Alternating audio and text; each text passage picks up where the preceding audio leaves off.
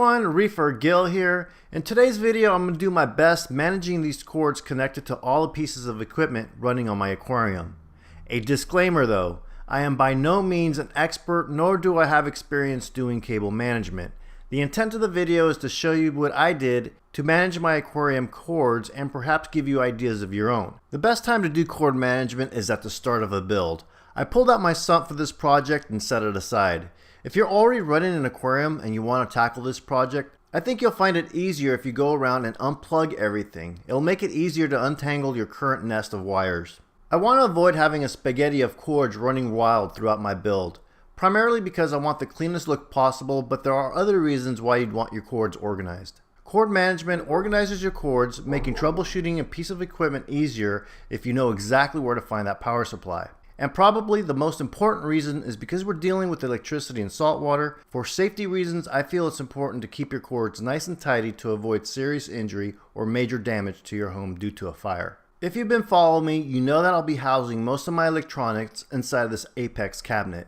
I did a video on the Apex cabinet itself. A link to that will be down below in the description. The first step to cord management was to grab my labeler and label each and every one of my cords. I labeled every plug and even labeled every Aquabus cable. I can look at any piece of Apex equipment with an Aquabus cables connected to it and see exactly where that other end of the Aquabus cable is connected to by simply looking at the label. Just labeling your cords puts you way ahead of the game. Now there's just no way I can share all the items that you can buy or make to assist you with managing your cords. I'd suggest you jump online or on Amazon and search cable management. There'll be a slew of items that pop up that you can buy to help manage your cords. I'll go over some of the things that I purchased for my project. Raceways are great for those locations on your build where you know you'll have a high volume of traffic of cords.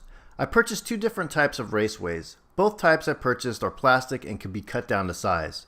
The first one I purchased is a 67-inch long Raceway. You can see I painted it to match my color scheme. It has a top that can be removed to allow you to drop in the cords. Because my main traffic area will be behind my tank, I decided to go with a more basic Raceway. It comes standard at 48 inches long, which is the perfect length for my 48-inch long aquarium. This one works by simply dropping in the cords into a slot, no lid. Because I don't have to fuss with the lid, I'm going to go ahead and use this Raceway. It came with double-sided tape on the back, which I stuck onto the back of the aquarium and lower than the height of the sump. I also screwed in a couple of screws to ensure it doesn't fall off. The back of the tank will be pushed up against the wall, so I won't have access to this once the tank is up and running. So I want to make sure whatever I put back here is going to stay put. I only get one shot at this. All the cords are up off the floor and neatly hidden away inside the Raceway. Not to mention, if I had a water spill, the cords would be protected as they are off the floor.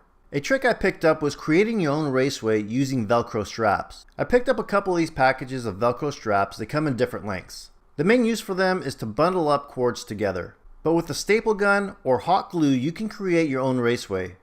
Here I'm using a piece of scrap wood to show you what I mean. Imagine the wood is part of your stand where you'll have a high volume of cable traffic. Place a Velcro strap face down on the board and simply shoot a couple of staples into it. Repeat the process by evenly spacing Velcro straps down the length of your homemade Raceway. When you're done, take your cables and start strapping them down. The more cables you have, the longer you may want your Velcro straps to be, or you can just start another Raceway above or below the first one. If you'd rather not shoot staples into your furniture, you can substitute the staples with hot glue using a hot glue gun. Squirt a generous amount of hot glue down onto the wood and place your Velcro strap face down. Hold until the glue sets, just be careful not to burn yourself. The glue sets very quickly, so you have to work fast. Once the glue cools, you'll be good to go. Keep in mind that the glue won't work if you do this on, say, a power brick. Because a power brick gets warm, the glue won't set. You need to apply the glue on a surface that doesn't get hot. You can also use this trick to mount power bricks up off the ground. Place your power brick onto the surface you'll be mounting it on and measure out the power brick's length. Use staples or glue to secure a piece of Velcro on either side of the power brick and secure it into place. You can also purchase power brick mounting solutions from Ecotech Marine's website. I also purchased this single cable Hideaway Sleeve. This one came in white, so I painted it gray to make it blend in better. It also came with double-sided tape. I'm using this one to hide the wire connected to the door switch to my breakout box. I drilled a 2.5-inch hole inside my sump to run cables out the right side and have a direct path to my Apex cabinet. I'm not sure how much use I'll have of this, but as of now, I need it for my breakout box cable that connects to the Apex I/O port and for this Apex leak detector.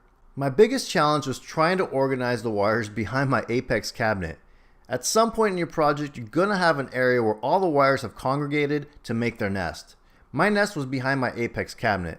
My goal was to create several highways for the cords and Aquabus cables. I kept all the probe cables together, electrical cords together, and bundled up the remaining cords. I made sure to leave enough slack back here so that I could move the Apex cabinet without stressing any of the cable connections. I took those bundles of wires and tried to keep the cords that were using the same route back to the Apex cabinet together. Another handy item to have are these double-sided tape cord clips and double-sided zip tie holders. I used a zip tie holder underneath my dose pump to keep all the cords nice and tight up against the bottom of the dose. I secured the Aquabus cables down on the backboard using these cord clamps. I made sure anything connected to the Apex head unit had enough slack in it so I can freely tilt the head unit up. And when it came to the MP40 on the opposite side of the Apex stand, the cord that attaches to the MP40 driver was too short. I had planned on displaying both MP40 drivers in my Apex stand, but unfortunately I have to place the driver for the left MP40 under the nano tank stand. I have a small version of an Apex cabinet in secret here. I'm actually getting a whole lot more use out of the hidden equipment cabinet underneath the nano tank. I was able to use this area to mount a second EB832 and a couple of Apex modules for the nano tank. On the rear of the cabinet, I found a place for the pump's battery backup and a power strip. I used these flexible tubing cord organizers and wrapped them around each group of cords. These flexible tubes are great to keep the wires from crossing each other and becoming tangled. In the end, this is what the back of the cabinet looked like. A popular method of bundling up several wires together is to use zip ties. I try to minimize the amount of zip ties I used. I find zip ties to be inconvenient when it comes time to removing a piece of equipment for maintenance. The drawback to having wires organized with zip ties is having to cut the zip ties off, especially in crammed locations. A good alternative to zip ties are Velcro straps. This project took the better of an entire day to complete. I still need to install and route cables for my skimmer, my Kessel Refugium light, and a fan. I'm happy with the final product. Most visible wires are neatly tucked away and routed to their respective destinations. There are no dangling wires that will get in my way, and as far as I can see, no plugs that are in danger of having water leaking on them. Let me know what you guys think. If you have any cord management tips, please share them down in the comments below. In the meantime, if you're new to the channel, feel free to subscribe and follow along with my journey. Hit that like button. Don't forget to follow me on Instagram for real-time updates, and thank you for watching. See you guys next time.